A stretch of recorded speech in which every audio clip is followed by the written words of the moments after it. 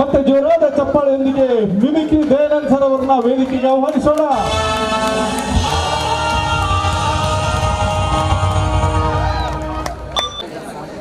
ಅದ್ಭುತವಾದ ಒಂದು ಕಾರ್ಯಕ್ರಮವನ್ನ ಎಲ್ಲರೂ ಸೇರಿ ಸೃಷ್ಟಿ ಮಾಡಿದ್ರು. ಆ ಎಲ್ಲ ಕಲಾವಿದರಿಗೆ ಜೋರಾದ ಒಂದು ಚಪ್ಪಾಳೆ ಹೊಡೆಯಿತು. ಈಗ ಕನ್ನಡದ ಕೆಲವು ಚಲನಚಿತ್ರ ನಟರ ಧ್ವನಿಗಳನ್ನ ತಗೊಂಡೇನೋ ಅಂತ ಎಷ್ಟೇ ಆಗಲಿ ಇಷ್ಟು ಜನ ಕೂತ್ಕೊಂಡಾಗ ಅದಕ್ಕಿಂತ ದೊಡ್ಡವರು ಯಾರೂ ಇಲ್ಲ. ನಾವೆಲ್ಲ ಚಿಕ್ಕವರೇ ನಿಮ್ಗಳ ಮುಂದೆ. ಯಾಕೆ ಅಂದರೆ ಇಷ್ಟು ಹೊತ್ತಿನಲ್ಲೂ ಕನ್ನಡದ ಕಲೆಗೋಸ್ಕರ ಈ ನಾಡಿನ ಕಲಾವಿದರಿಗೋಸ್ಕರ ಕೂತಿದ್ರೆ ಅವರೆಲ್ಲರಿಗೂ ನನ್ನ ನಮಸ್ಕಾರ, ಧನ್ಯವಾದಗಳು. ಸಂತೋಷ ಎಲ್ಲದೆ ತಪ್ಪಳ ತಟ್ಟಿ ಅಂತ ಹೇಳ್ತಾ ಕನ್ನಡ ಚಿತ್ರರಂಗದ ಕೆಲವು ನಟರ ಧ್ವನಿಗಳನ್ನು ತಮ್ಮದೇ ಹೇಳ್ತೀನಿ. ಕನ್ನಡ ಚಿತ್ರರಂಗದಲ್ಲಿ ನಾನು ಒಂದು ಅನೇಕ ಕಲಾವಿದರ ಜೊತೆ ನಟಿಸುವಂಥ ಸೌಭಾಗ್ಯ ಸಿಕ್ತು. ಅದರಲ್ಲಿ ಕೆಲವು ನಟರ ಧ್ವನಿಯನ್ನು ತಮ್ಮದೇ ಹೇಳ್ತೇನೆ. ಕನ್ನಡ ಚಿತ್ರರಂಗದ ಹಿರಿಯ ನಟ ಬಾಲಣ್ಣ, ಕನ್ನಡ ಚಿತ್ರರಂಗದ ಹಿರಿಯ ನಟ ಬಾಲಣ್ಣ ತನ್ನ ಮೊದಲನೇ ಚಿತ್ರದಿಂದ ಕೊನೆಯ ಚಿತ್ರದವರೆಗೂ ಅತ್ಯಂತ ನೈಜನ್ಯ ಅಭಿನಯ ನೀಡಿದ್ರು ಬಾಲಣ್ಣ ಅವರ ಧ್ವನಿಯನ್ನು ತಮ್ಮದೇ ಇಡ್ತಾ ಇದ್ದೀನಿ. ಆ ಧ್ವನಿಗೆ ಓಕೆ, ಕನ್ನಡ ಚಿತ್ರರಂಗದ ಹಿರಿಯ ನಟ ಬಾಲಣ್ಣ. ಸಂತೋಷ ಆದರೆ ಚಪ್ಪಾಳೆ ತಟ್ಟಬಹುದು. ಇದು ಕನ್ನಡ ಚಿತ್ರರಂಗದ ಹಿರಿಯ ನಟ ಬಾಲಣ್ಣ. ಅದು ಸರಿಯಪ್ಪ, ಆದ್ರೆ ಒಂದು ವಿಷಯ ತಿಳ್ಕೋಬೇಕು, ಮನುಷ್ಯ ಹುಟ್ಟಿದ ಮೇಲೆ 4 ಜನಕ್ಕೆ ಉಪಕಾರ ಮಾಡ್ಬೇಕಪ್ಪ. ನಾನು ನಂದು ಅಂದ್ರೆ ನಡೆಯಲ್ಲ. ನಮ್ಮವರು, ನಮ್ಮ ಜನ, ನಮ್ಮ ಕಾರ್ಯಕ್ರಮ ಅನ್ನೋ ಪ್ರೀತಿ ಇರ್ಬೇಕಣಯ್ಯ, ಆವಾಗಲೇ ಬದುಕು. ಅದು ಸರಿ. ಧನ್ಯವಾದಗಳು, ನಿಮ್ಮ ಚಪ್ಪಾಳೆಗಳಿಗೆ ಧನ್ಯವಾದಗಳು. ಕನ್ನಡ ಚಿತ್ರರಂಗದ ಫೈಟಿಂಗ್ ನಟ ಅಂತ ಪ್ರಖ್ಯಾತಗೊಂಡ ನಮ್ಮ ಟೈಗರ್ ಪ್ರಭಾಕರ್ ಅವ್ರನ್ನ ನಾನು ಅನೇಕ ಚಾಲೆಂಜ್ ಈ ಥರ ಅನೇಕ ಚಿತ್ರದಲ್ಲಿ ಪ್ರೀತಿ ವಾತ್ಸಲ್ಯ ಅನೇಕ ಚಿತ್ರದಲ್ಲಿ ಅವ್ರ ಜೊತೆ ನಟಿಸಿದ್ದೆ. ಅಂತ ಒಂದೇ ಒಂದು ಡೈಲಾಗಿಂದ ವಿಲನ್ ಆಗಿ ಬಂದವರು ಕನ್ನಡ ಚಿತ್ರರಂಗದಲ್ಲಿ ಶಿವಾಜಿ ಗಣೇಶನ್ ಮಾಡಿರೋ ಪಿಕ್ಚರ್ನೆಲ್ಲ ರೀಮೇಕ್ ಮಾಡೋದು. ಅಂಥ ಟೈಗರ್ ಪ್ರಭಾಕರ್ ಅವ್ರನ್ನ ಬೇರೆ ಭಾಷೆಯಲ್ಲಿ ಕನ್ನಡ ಪ್ರಭಾಕರ್ ಅಂತ ಕರೆಯೋರು. ಅಂತ ಟೈಗರ್ ಪ್ರಭಾಕರ್ ಒಂದ್ ಮಾತ್ರ ನಿಜ, ಜೀವನದಲ್ಲಿ ಫೈಟ್ ಅಂದ್ರೆ ಏನ್ ಗೊತ್ತಾ? ನಿಜವಾದ ಫೈಟ್ ಅಂದ್ರೆ ಯಾರು ಸಾಯಿಸೋದಲ್ಲ, ಉಳಿಸೋದು. ಒಬ್ಬ ಡಾಕ್ಟ್ರು ಹಗಲು ರಾತ್ರಿ ಕಷ್ಟಪಟ್ಟು ಒಬ್ಬ ಪೇಷಂಟ್ನ ಉಳಿಸ್ತಾನೆ. ಅದು ಯಾಕೆ ಅಂದ್ರೆ ಅವನ ಕೆಲಸ ಇರೋದು ಫೈಟ್ ಮಾಡೋದು, ಪ್ರಾಣ ಉಳಿಸಕ್ಕೆ. ಧನ್ಯವಾದಗಳು.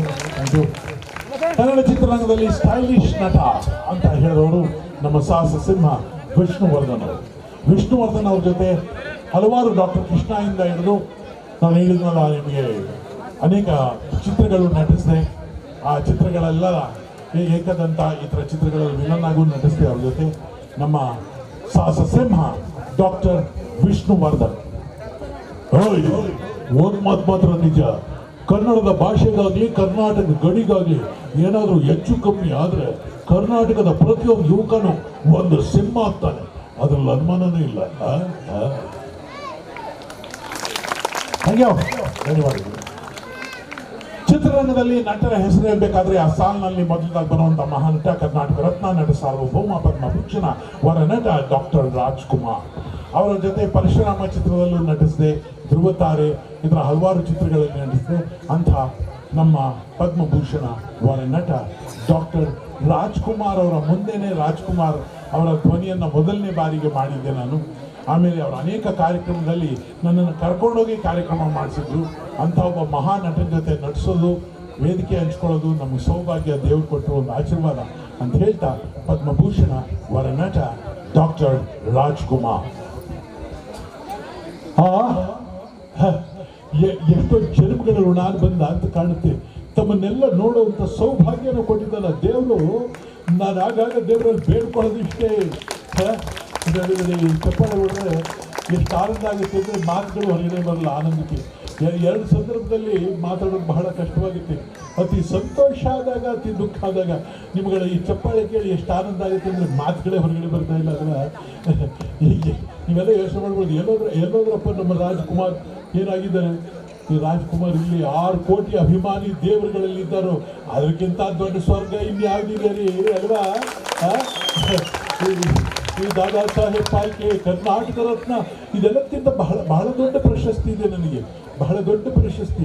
ಅದು ಯಾವುದು ಅಂದರೆ ನಿಮ್ಗಳ ಹೃದಯದಲ್ಲಿ ನನಗೊಂದು ಜಾಗ ಕೊಟ್ಟಿದ್ದೀರಲ್ಲ, ಎಷ್ಟು ಜನ್ಮ ಇಟ್ಟಿದ್ರು ಆ ಋಣ ತೀರ್ಸೋಕೆ ಆಗೋದಿಲ್ಲ.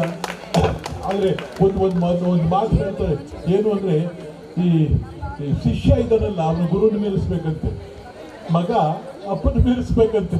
ನೀವೆಲ್ಲ ಸೇರಿ ಮೀರಿಸಿಸ್ಬಿಟ್ಲಲ್ಲಪ್ಪ ಅಪ್ಪನ, ಆ ಜಾಗಕ್ಕೆ ಕರ್ಕೊಂಡು ಕೂರಿಸಿದ್ರಿ. ನಿಮ್ಮ ಪ್ರೀತಿ ನೀವು ಕಲಿಸ್ಕೊಟ್ಟಿರೋದು ಅಪ್ಪು ಈ ಮಟ್ಟಕ್ಕೆ ಆಗಿರೋದು ಹೊರತು ಇನ್ಯಾರು ಅಂತ. ಅವನು ಇಲ್ಲದೆ ಇದ್ದು ಇದ್ದಂಗೆ ನೋಡ್ಕೊಳ್ತಿರಲ್ಲ, ಅದಕ್ಕಿಂತ ದೊಡ್ಡ ಸೌಭಾಗ್ಯ ಅವನಿಗೆಲ್ವಾ. ಥ್ಯಾಂಕ್ ಯು, ಧನ್ಯವಾದ. ಅದೇ ರೀತಿ ಕನ್ನಡ ಚಿತ್ರರಂಗದಲ್ಲಿ ಹೃದಯ ಬಿಚ್ಚಿ ಮಾತಾಡೋ ಮತ್ತೊಬ್ಬ ವ್ಯಕ್ತಿ ಅಂದರೆ ನಮ್ಮ ರೆಬಲ್ ಸ್ಟಾರ್ ಅಂಬರೀಷ್. ಕನ್ನಡ ಚಿತ್ರರಂಗದಲ್ಲಿ ಅಂಬರೀಷ್ ಅವರು ಯಾವ್ಯಾವ ಸಿನಿಮಾ ಮಾಡಿದ್ರು, ಎಷ್ಟೆಷ್ಟು ಕಾರ್ಯಕ್ರಮ ಮಾಡಿದ್ರು, ಎಷ್ಟೆಷ್ಟು ದಾನ ಮಾಡಿದ್ರು, ಆದರೆ ಅವರು ದಾನ ಮಾಡಿದ ಲೆಕ್ಕ ಇಲ್ಲ.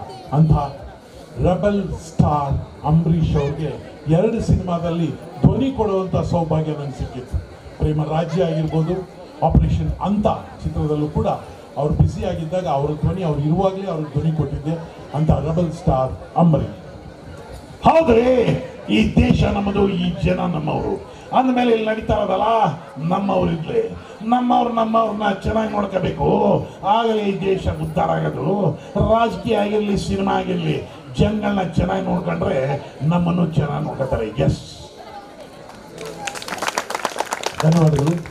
ಇನ್ನು ರೇರ್ ಆಗಿರೋ ಒಬ್ಬ ಆರ್ಟಿಸ್ಟ್ನ ಇಮಿಟೇಟ್ ಮಾಡ್ತೀನಿ. ಅವ್ರನ್ನ ಬಹುಶಃ ಇಮಿಟೇಟ್ ಮಾಡೋದು ಸ್ವಲ್ಪ ಕಷ್ಟ ಅಂತ ಅನ್ಕೊಂಡ್ರೆ, ಏನಿಲ್ಲ, ಕಲ್ತ್ರೆ ಯಾರು ಬೇಕಾದ್ರೂ ಮಾಡ್ಬೋದು. ಆದರೆ ನಾನು ಅವ್ರ ಮುಂದೆನೂ ಮಾಡಿದ್ದೀನಿ. ಯಾರು ಅಂದರೆ ನಮ್ಮ ಕನ್ನಡ ಚಿತ್ರರಂಗದಲ್ಲಿ ನಾಯಕ ನಟನಾಗಿ ಇವತ್ತು ಇರುವಂಥ, ನಿಮಗೆ ಟಿ ವಿಗಳಲ್ಲಿ ಆದರ್ಶ ದಂಪತಿಗಳು ಮಾಡಿದಾಗ ಎಲ್ಲರೂ ಇಷ್ಟಪಟ್ಟಿರುವಂಥ ಪ್ರಣಯ ರಾಜ ಶ್ರೀನಾಥ್. ಮಿಮಿಕ್ರಿ ಅಂದರೆ ವಾಯ್ಸ್ ಮಾತ್ರ ಅಲ್ಲ, ಮುಖ, ಬಾಡಿ ಲ್ಯಾಂಗ್ವೇಜ್ ಎಲ್ಲ ಮಾಡಿದ್ರೆ ಆಗಿರುತ್ತೆ. ಪ್ರಣಯ ರಾಜ ಶ್ರೀನಾಥ್.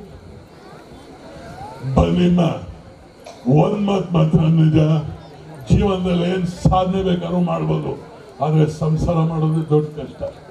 ಗಂಡ ಹೆಂಡತಿ ಇಬ್ರು ಕೂತಿದ್ದಾರೆ, ಒಬ್ಬರ ಮುಖ ನೋಡ್ಕೊಂಡು ಒಬ್ರು ಅವಾಗಿಂದ ನಗ್ತಾ ಇದ್ದಾರೆ ಅಂದರೆ ಅನುಮಾನ ಪಡೆಯೋದು ಗಂಡ ಹೆಂಡತಿ ಅಲ್ಲ. ಹಾಗಾಗಿ ಜಗಳ ಆಡಿದ್ರೆ ಮಾತ್ರ ಗಂಡ ಹೆಂಡತಿ. ಸಂಸಾರ ಅಂದರೆ ಹಾಗೆಮ್ಮ. Thank you, thank you. ಭಾಳಷ್ಟು ನಟರ ಧ್ವನಿ ಮಾಡ್ಬೋದು, ಸಮಯ ಭಾಳ ಕಮ್ಮಿ ಇದೆ. ಕೆಲವರು ಮಿಮಿಕ್ರಿ ಮಾಡದೆ ಹೋದ್ರೆ ಮಿಮಿಕ್ರಿ ಕಂಪ್ಲೀಟೇ ಆಗಲ್ಲ. ಎಷ್ಟೊಂದು ವಾಯ್ಸ್ ಮಾಡ್ಬೋದು. ಲೈಕ್ ದಿನೇಶ್ ಅವರ ಧ್ವನಿ. ಎರಯ್ಯ, ಕಾಲ ಕೆಟ್ಟೋಯ್ತು, ಆ ಕಾಲಕ್ಕೂ ಈ ಕಾಲಕ್ಕೂ ಎಷ್ಟು ವ್ಯತ್ಯಾಸ. ಆ ಕಾಲದಲ್ಲಿ ಬಾಂಬಿತ್ತು ಕಡೆ ಡ್ರರ್ ಹೊಡೆದಕ್ಕೆ ಕೊಡೋದು, ಅಯ್ಯೋ ಡ್ರರ್. ಈ ಥರ ಧ್ವನಿಗಳು ನಮ್ಮ ದಿನೇಶ್ ಇದ್ರೆ ಅವರೇನೆ ವಿಲನ್ ಆದಾಗ ಯೋ ಅವನ ಕಾಲನ್ನ ಕತ್ತರಿಸ್ಬಿಡ್ತೀನಿ ಅಂತ ಅವರೇ ಚೇಂಜ್ ಮಾಡ್ಕೊಂಡಿದ್ರು. ಮುಸುರಿ ಕೃಷ್ಣಮೂರ್ತಿ, ಶಾವ್ಕಾಗೆ ನಿಮ್ಮ ತೋಟದ ಹೊಸಮನಿ ಅಂತ ಕಲಿಯಬೇಕು ಅಂತ ಹೇಳ್ತೀನ, ಕಳಿಸ್ಬಿಡಿ. ಈ ಥರ ಡಿಫ್ರೆಂಟ್ ವಾಯ್ಸ್ ಇತ್ತು. NS ರಾವ್, ಅಯ್ಯಪ್ಪ ಕಿಲ ಎಲ್ಲಪ್ಪ ಹೋದವನು, ನನ್ನ ಚಡಿನೇ ಉದ್ರೋಯ್ತು. ಈ ಥರ NS ರಾವ್. ಆದರೆ ಕನ್ನಡ ಚಿತ್ರರಂಗದಲ್ಲಿ ಮಿಮಿಕ್ರಿ ಅಂದ ತಕ್ಷಣ ಇವ್ರು ಧ್ವನಿ ಮಾಡದೆ ಹೋದ್ರೆ ಮಿಮಿಕ್ರಿ ಕಂಪ್ಲೀಟ್ ಆಗಲ್ಲ. ಅವ್ರು ಯಾರು ಅಂದರೆ ನಟನಾಗಿ, ನಿರ್ದೇಶಕನಾಗಿ, ನಿರ್ಮಾಪಕನಾಗಿ ಅಪುಟ್ಟ ವಯಸ್ಸಿನಲ್ಲಿ ಡಾಕ್ಟರ್ ರಾಜ್ಕುಮಾರ್ ಅವರ ಚಿತ್ರನ ನಿರ್ದೇಶನ ಮಾಡಿ ಕನ್ನಡ ಚಿತ್ರರಂಗದಲ್ಲಿ ಒಂದು ಕ್ರಾಂತಿಯನ್ನೇ ಎಬ್ಬಿಸಿದ ಶಂಕರ್ ನಾಗ್. ಯಾಕೆ ನಾನೇನೋ ಮಾಡಿಲ್ಲ, ಮಾಡಬೇಕಾಗಿದ್ದ ಕೆಲಸ ಬೇಕಾದಷ್ಟೇ. ಆದರೆ ಒಂದು ಮಾತು ಸ್ನೇಹಿತರೆ, ನಮ್ಮ ಸಿನಿಮಾ, ನಮ್ಮ ನಾಟಕ, ನಮ್ಮ ಕಾರ್ಯಕ್ರಮ, ನಮ್ಮ ಉತ್ಸವ, ನಮ್ಮ ಕೃಷ್ಣೋತ್ಸವ, ನಾವುಗಳ ಕಾರ್ಯಕ್ರಮ ಮಾಡಬೇಕು, ನಾವುಗಳು ಸಂತೋಷ ಪಡಬೇಕು. ನಮ್ಮವ್ರಿಗೆ ನಾವಲ್ಲದೆ ನೀವು ಯಾರು ಪ್ರೋತ್ಸಾಹ ಕೊಡಲ್ಲ ಅಲ್ಲ. Thank you. ಕೊನೆಯದಾಗಿ ಒಂದು ಧ್ವನಿ ಮಾಡ್ತೀನಿ. ಈ ಧ್ವನಿ ಗೊತ್ತಿಲ್ಲ ಅಂತ ಮಾತ್ರ ಹೇಳೋಕ್ಕಾಗಲ್ಲ, ನಾನು ಕೇಳಿಲ್ಲ ಅಂತ ಹೇಳೋಕ್ಕಾಗಲ್ಲ. ಯಾರು ಅಂದರೆ ನಮ್ಮ ಭಾರತದ ಪ್ರಧಾನಿ ಮಾನ್ಯ ಶ್ರೀ ನರೇಂದ್ರ ಮೋದಿಯವರು. ಸಂತೋಷ ಆದಾಗ ಚಪ್ಪಾಳಿ ತಟ್ಟಿ. ನರೇಂದ್ರ ಮೋದಿ. 15 साल के हजारों साल के इतिहास है भारत को, हम आगे थे, आगे ही रहेंगे. भारत की हर कंकर में शंकर है, ये भगवान की धरती है, ये पुण्य भूमि है ना भाइयों. Thank you. ಈಗ ಒಂದು ವಿಶೇಷವಾದ ಐಟಮ್ ಮಾಡ್ತಾ ಇದ್ದೀವಿ, ಶಾಕುಂತಲೆ ದೃಶ್ಯ ಅಂತ. ಅದಕ್ಕಿಂತ ಮುಂಚೆ ನಿಮ್ಮ ಸ್ಥಳೀಯ ಕಲಾವಿದ ಪ್ರಶಾಂತ್ ಅವರು ದಯವಿಟ್ಟು ವೇದಿಕೆ ಮೇಲೆ ಬರಬೇಕು. ಯಾಕೆಂದರೆ ಪ್ರಶಾಂತ್ ಅವರು ನನಗೆ ಸುಮಾರು ಒಂದು 10-12 ವರ್ಷದ ಪರಿಚಯ ಅನುಕೂಲಾಗಿ ಬಂದಾಗ. ಆದರೆ ಆವಾಗ ಅವ್ರು ನಮ್ಮ ಜೊತೆ ಓಡಾಡಿದ್ರು. ಆಮೇಲೆ ನೋಡಿದ್ರೆ ಈಗ ಅವರು ಮಿಮಿಕ್ರಿನೂ ಭಾಳ ಚೆನ್ನಾಗಿ ಮಾಡ್ತಾರೆ, ಹಾಡು ಚೆನ್ನಾಗಿ ಆಡ್ತಾರೆ, ರಾಜ್ಕುಮಾರ್ ಥರನೇ. ಅವರ ಮಿಮಿಕ್ರಿ ನೋಡಿ ನನಗೂ ಬಹಳ ಖುಷಿ ಆಯಿತು. ಅವರು ದಯವಿಟ್ಟು ಒಂದು ಎರಡು ಮಿಮಿಕ್ರಿ ಮಾಡಬೇಕು ಅಂತ ಕೇಳ್ಕೊಳ್ತೀನಿ. ನಿಮ್ಮ ಊರಿನವರು, ನಿಮ್ಮ ಊರಿನ ಕಲಾವಿದರು, ಇದು ನಮ್ಮ ಕಾರ್ಯಕ್ರಮ. ಆದ್ದರಿಂದ ದಯವಿಟ್ಟು ಪ್ರಶಾಂತ್ ಅವರು ಒಂದೆರಡು ಧ್ವನಿಗಳನ್ನು ಮಾಡಬೇಕು. ಸರ್, ತಮ್ಮ ಎದುರುಗಡೆಗೆ ಈ ಒಂದು ಮಿಮಿಕ್ರಿ ಮಾಡುವಂತ ಒಂದು ಸೌಭಾಗ್ಯ ನನಗೆ ತಾವು ಕೊಟ್ಟಿದ್ದೀರಿ ಅಂತಂದ್ರೆ ಅದು ನನ್ನ ಪರಮ ಭಾಗ್ಯ ಅಂತ ಹೇಳಿ ನಾನು ಹೇಳೋದಕ್ಕೆ ಇಷ್ಟಪಡ್ತೀನಿ. ಯಾಕೆಂದ್ರೆ ಅಷ್ಟು ವರ್ಷಗಳಿಂದ ನಾವು ತಮ್ಮ ಮಿಮಿಕ್ರಿಯನ್ನ ನೋಡಿ ಬೆಳೆದವರು. ಹೇಳಿ ಸರ್. ಎಸ್, ಆ ಒಂದು ತಮ್ಮ ಆಶೀರ್ವಾದವನ್ನ ಬೇಡ್ತಾ ನಾನು ಒಂದೆರಡು ಇಲ್ಲ ಸರ್, ಮಾಡೋದಕ್ಕೆ ಎಲ್ಲರೂ ದೊಡ್ಡ ಕಲಾವಿದರು, ಯಾರು ಚಿಕ್ಕ ಕಲಾವಿದರಿಲ್ಲ. ಆಮೇಲೆ ಎಲ್ಲ ಗೊತ್ತಿರೋರು ಯಾರು ಇಲ್ಲ, ನಾವೆಲ್ಲ ಸ್ಟೂಡೆಂಟ್ಸೇ. ನೀವು ಒಬ್ಬರು ಸ್ಟೂಡೆಂಟ್, ನಾನು ಒಬ್ಬರು ಸ್ಟೂಡೆಂಟು. ನಾನು ಸ್ವಲ್ಪ ವಯಸ್ಸಾಗಿರೋ ಸ್ಟೂಡೆಂಟು, ನೀವು ಸ್ವಲ್ಪ ಯಂಗಾಗಿ ಕಾಣೋ ಸ್ಟೂಡೆಂಟು. Thank you sir. ತಾವು ಈಗಾಗಲೇ ಡಾಕ್ಟರ್ ರಾಜ್ಕುಮಾರ್ ಅವರು ನಿತ್ಯ ಜೀವನದಲ್ಲಿ ಹೇಗೆ ಮಾತಾಡ್ತಾರೆ ಅನ್ನೋಂಥದ್ದನ್ನ ಮಾಡಿ ತೋರಿಸಿದ್ರಿ. ರಾಜ್ಕುಮಾರ್ ಮಾತಾಡಿ ನಾನು ಅದೇ ವಾಯ್ಸಲ್ಲಿ ಅದಕ್ಕೆ ಉತ್ತರ ಕೊಡ್ತೀನಿ. ನೀವೇನು ಮಾತಾಡ್ತೀರ ನನಗೆ ಗೊತ್ತಿಲ್ಲ. ಓಕೆ, ನೋ ಜಗಲ್ ಬನ್ನಿ. ಇವಾಗ ಅವ್ರು ಏನು ಮಾತಾಡ್ತಾರೆ ಗೊತ್ತಿಲ್ಲ. ಅವ್ರಿಗೆ ಎಂಡಲ್ಲಿ ನಾನು ಎರಡು ಆನ್ಸರ್ ಮಾಡ್ತೀನಿ ಅವ್ರಿಗೆ. ಯಾಕೆಂದ್ರೆ ಬರೀ ಅವ್ರನ್ನೇ ಮಾತಾಡ್ಸೋದು ಚೆನ್ನಾಗಿರಲ್ಲ. ಅವ್ರು ಏನೇ ಮಾತಾಡಲಿ ಅದಕ್ಕೆ ಆನ್ಸರ್ ನಾನು ಅದೇ ವಾಯ್ಸಲ್ಲಿ ಕೊಡ್ತೀನಿ. ಓಕೆ, ಸಂತೋಷ ಆದಾಗ ನೀವು ಚಪ್ಪಾಳಿ ತಟ್ಟಿ, ಈಗಲ್ಲ. Okay, thank you sir. ಈಗ ಬಬ್ರುವಾಹನ ಚಿತ್ರದ ಒಂದು ಪ್ರಸಿದ್ಧವಾದಂತಹ ಸನ್ನಿವೇಶ, ಆ ಒಂದು ಸನ್ನಿವೇಶದಲ್ಲಿ ಒಂದು ಮಾತಿನ ತುಣುಕನ್ನ ಈ ಸಂದರ್ಭದಲ್ಲಿ ಹೇಳೋದಕ್ಕೆ ಇಷ್ಟಪಡ್ತೀನಿ. ಏನಪ್ಪ ಅರ್ಥ? ಆ ನಿನ್ನ ಕೆಂಗಣ್ಣಿನಿಂದ ಕೆಕ್ಕರಿಸಿ ನೋಡಿ ನೀನು ನನ್ನನ್ನು ಗೆಲ್ಲಲಾರೆ. ಈಗ ಆ ಶಕ್ತಿ ನಿನ್ನಲ್ಲಿಲ್ಲ. ಪರಮ ಪತಿವೃತ್ತಿಯನ್ನ ನಿಲ್ಲಿಸಿದ ಮರುಕ್ಷಣವೇ ನಿನ್ನ ಪುಣ್ಯವೆಲ್ಲ ಹುರಿದು ಹೋಗಿ ಪಾಪದ ಮೂಟೆ ನಿನ್ನ ಹೆಗಲು ಹೊತ್ತಿದೆ. ಎತ್ತು ನಿನ್ನ ಗಾಂಧೀವವನ್ನ ಹೂಡು ಪರಮೇಶ್ವರನು ಕೊಟ್ಟ ಆ ನಿನ್ನ ಪಾಶುಪತಾಸ್ತ್ರವನ್ನ. ಶಿವನನ್ನು ಗೆದ್ದ ನಿನ್ನ ಶೌರ್ಯ ನನಗೂ ಸ್ವಲ್ಪ ತಿಳಿಯಲಿ, ಅಥವಾ ಶಿವನನ್ನು ಗೆದ್ದ ಎಂಬ ನಿನ್ನ ಅಹಂಕಾರ ನನ್ನಿಂದಲೇ ಮಣ್ಣಾಗಲಿ. ಎಷ್ಟು ಚೆನ್ನಾಗಿದೆ ಅಲ್ವಾ ಇದು ಬಬ್ರುವಾಹನದ್ದು. ಆ ಬಬ್ರುವಾಹನದ ಇನ್ನೊಂದು ಕ್ಷಣ ನೆನಪಿದೆ ನನಗೆ. ತಂದೆಯನ್ನ ಮಗ ನೋಡೋದು, ಮಗನ ತಂದೆ ನೋಡೋದು. ನೆನಪು ಮಾಡಿಕೊಳ್ಳಿ, ನೀವು ಮಣಿಪುರಕ್ಕೆ ಬಂದಿದ್ದು, ನಮ್ಮ ತಾಯಿ ಚಿತ್ರಾಂಗದೆಯನ್ನು ಕಂಡಿದ್ದು, ಗಾಂಧರ್ವ ರೀತಿಯಲ್ಲಿ ಮದುವೆ ಆಗಿದ್ದು, ಇದಾವುದೂ ನೆನಪಿಲ್ವೇ? ನಿಜವಾಗಿದ್ರೆ ತಾನೇ ನೆನಪಿಲ್ಲಿರೋದು. ಹೋಗಿ ನಿಮ್ಮ ತಾಯಿಯನ್ನು ಕೇಳು, ನಿನ್ನ ಜನ್ಮಕ್ಕೆ ಕಾರಣದ ನಿಮ್ಮ ಅಪ್ಪ ಯಾರು ಅಂತ. ಹಾಗೆ thank you sir, thank you. ಹೇಳಿ, ನೆಕ್ಸ್ಟ್ ಯಾರು ಹೇಳ್ತೀರಾ?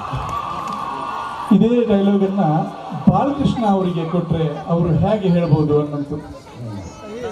ಅಪ್ಪ ಪಾರ್ಥ, ನೀನ್ ನನ್ನನ್ನ ಕೆಂಗಣ್ಣಿಂದ ನೋಡಿ ನನ್ನನ್ನ ಗೆಲ್ಲಕ್ಕಾಗಲ್ಲಪ್ಪ, ಗೆಲ್ಲೋಕ್ಕಾಗಲ್ಲ. ನೀನ್ ಅನುಭವಿಸ್ಬೇಕಷ್ಟೇ. ಯಾವತ್ತು ನೀನ್ ನಮ್ಮ ತಾಯಿಯಿಂದ ನಿಂದೆ ಮಾಡಿದ್ಯೋ ಆವತ್ತೇ ನಿನ್ನ ಪುಣ್ಯವೆಲ್ಲ ಉರಿದೋಯ್ತಪ್ಪ, ಪುಣ್ಯವೆಲ್ಲ ಉರಿದೋಯ್ತು. ಅದಂಗೆ ಅಲ್ವಾ, ಅಮ್ಮನ ಬೈದವ್ರು ಯಾರಾದ್ರೂ ಉಳಿದಿದ್ದಾರನ್ನಪ್ಪ. ಅಮ್ಮನ ಬೈದವ್ರು ಯಾರು ಉಳಿದಿಲ್ಲ. ಅಮ್ಮನಿಗಿಂತ ದೊಡ್ಡ ದೇವರು ಇಲ್ಲ. ಅದು ಸರಿ. Thank you. ಹಾಗೆ ಹ್ಯಾಟ್ರಿಕ್ ಹೀರೋ ಶಿವರಾಜ್ ಕುಮಾರ್ ಅವರು ಇದೇ ಡೈಲಾಗ್ ಅನ್ನು ಹೇಳಿದ್ರೆ ಹೇಗೆ ಹೇಳ್ತಾರೆ ಅನ್ನೋಂಥದ್ದು. ನೀನು ಏನ್ ತಿಳ್ಕೊಂಡಿದ್ಯಾ? ಆವತ್ತು ನಮ್ಮ ತಾಯಿನ ನಿನ್ನೆ ಮಾಡಿದ ತಕ್ಷಣದಲ್ಲಿ ನಿನ್ನ ಪುಣ್ಯ ಎಲ್ಲ ಬುರ್ದು ಹೋಯ್ತು. ಆ ಪಾಪದ ಮೂಟೆ ನೀನು ಹೆಗಲು ಎತ್ಕೊಂಡಿದೆ, ನೀನು ಅನುಭವಿಸ್ಬೇಕು ಅಷ್ಟೇ. Super super. ರಾಜ್ಕುಮಾರ್ ಅವರ ಮಗನ ಡೈಲಾಗು ಹೇಳಿದ್ದಾರೆ. ರಾಘವೇಂದ್ರ ರಾಜ್ಕುಮಾರನು ಹೇಳಿದ್ರೆ, ನೆನಪು ಮಾಡ್ಕೊಳ್ಳಿ, ನೀವು ಮಣಿಪುರಕ್ಕೆ ಬಂದಿದ್ದು, ನಮ್ಮ ತಾಯಿ ಚಿತ್ರಗಳೆಲ್ಲ ಕಂಡಿದ್ದು, ಯಾವುದೇ ನೆನಪಿಲ್ಲ, ಓದಿಬಿಡಿ, ನೋ ಪ್ರಾಬ್ಲಮ್ ಅನ್ನೋರು ಅವರು ನಿಂತಿದ್ದೆ. ಅಲ್ಲ ಕಡೆ ಅವತ್ತು ಹಾಗೆ ಮಾಡ್ತೀನಿ ಹೀಗೆ ಮಾಡ್ತೀನಿ ಅಂತೆಲ್ಲ ಏನ್ ಮಾಡಕ್ಕಾಯ್ತು ನನ್ನ. ಅವತ್ತು ನಮ್ಮ ತಾಯಿ ನಿಂದಿಸಿದ ತಕ್ಷಣನೇ ನಿನ್ ಪುಣ್ಯ ಎಲ್ಲ ಉರ್ದೋಯ್ತು ಕಣೆ, ಉರ್ದೋಯ್ತು. ಮತ್ತೆ ಆ ಪುಣ್ಯ ಕಳ್ಸ್ಕೊಳಕ್ ಆಗಲ್ಲ. ಏನಿದ್ರು ಪಾಪದ ಮೂಟೆ ಅಷ್ಟೇ ಹೊತ್ಕೋಬೇಕು. ಸೂಪರ್. ಜ್ವರದ ಒಂದು ಚಪ್ಪಾಳೆ. ಈ ಥರ ಕಲಾವಿದರು ಮಾಡ್ತಾ ಇದ್ರೆ ಮುಂದುವರಿತಾನೆ ಇರ್ತದೆ. ಥ್ಯಾಂಕ್ ಯು ಸರ್, ಅವಕಾಶಕ್ಕಾಗಿ ಧನ್ಯವಾದಗಳು.